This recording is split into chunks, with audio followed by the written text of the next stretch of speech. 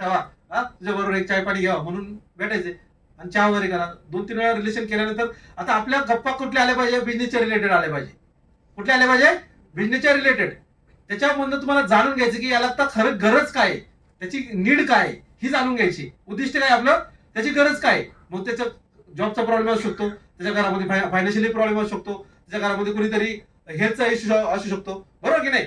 आता सर्वच लोक आजची परिस्थिती अशी की सगळेच लोक सांगत नाही. आपली वाईट परिस्थिती आपण सांगणार आहे का? तुम्हाला विचारलं तुम्ही सांगणार का? नाही. माझा तुम्हाला त्याचा एक फॉर्म्युला वापरायचा. काय वापरायचं आहे? त्या व्यक्तीला म्हणायचंय की अरे आज तुझं तर खरं खूप चांगलं चाललंय, जॉब चांगला चाललाय, सगळं चांगलं चाललंय, पण माझी परिस्थिती आता लय सध्या बिकट आहे. जॉबची गॅरंटी नाही कधी जाईल. आणि घरचं तर काय सांगू, आज याचं EMI, याचं त्याचं EMI, मुलीचं शिक्षण आलं, हे आलं. माझं तर डोकं चालत नाही की काय करावं काय नाही. काय डोकं चालत नाही, काय करावं काय नाही. आज डोकं हँग झालेलं आहे, कारण एवढे खर्च वाढत चालले, इन्कम नाही. स्वप्न कधी पूर्ण होणार. आणि ज्यावेळेस तुम्ही असं म्हणता त्यावेळेस एकच वाक्य बोलायचं त्याला, तुझं बरं आहे बाबा, तुला काय टेन्शन नाही. काय आहे?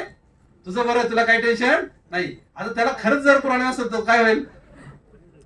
चालू होईल की नाही? अरे कसलं बाबा, तुझ्यापेक्षा माझे प्रॉब्लेम जास्त आहे. तुला तर एकच EMI, मला तर हे खर्च आहे ते खर्च आहे. मग तो सांगणार आईला हॉस्पिटलला एवढे पैसे जातात, वडिलांना हॉस्पिटलला एवढे पैसे जातात, किंवा मुलांचं शिक्षण आहे, तो पण सांगणार की नाही. आपल्याला तेच पाहिजे होतं ना. काय पाहिजे होतं? आपल्याला तेच पाहिजे होतं, त्याच्याकडनं जाणून घ्यायचं होतं, बरोबर आहे. काही लोक स्वतःहून सांगत नाही, आपण त्याचं वाईट करतोय का? लक्षात घ्या, पहिल्यांदा माइंड मध्ये लक्षात घ्या, आपण त्याचं वाईट करत नाही, बरोबर आहे. आणि ज्या वेळेस तुम्हाला कळतं की अरे याला पण गरज आहे, लगेच इन्व्हिटेशन देऊ नका. नाही तर लगेच आपल्याला अरे वाटतं बरं झालं चला, लगेच इन्व्हिटेशन भेटला बाबा आपल्याला. असं नाही, लगेच नाही इन्व्हिटेशन द्यायचं. तिथं एकच सांगायचे, अरे तुझे पण प्रॉब्लेम माझ्यासारखेच की राव, किंवा माझ्यापेक्षा जास्त प्रॉब्लेम आहे तुझे, पण तुला वाटत नाही का ह्या प्रॉब्लेम मध्ये बाहेर यायचंय?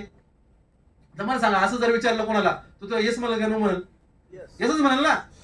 तुला वाटत नाही का ह्या प्रॉब्लेम मधनं आपण बाहेर पडलं पाहिजे? तो येस म्हणणार, पण काय करणार? काही ऑप्शनच नाही.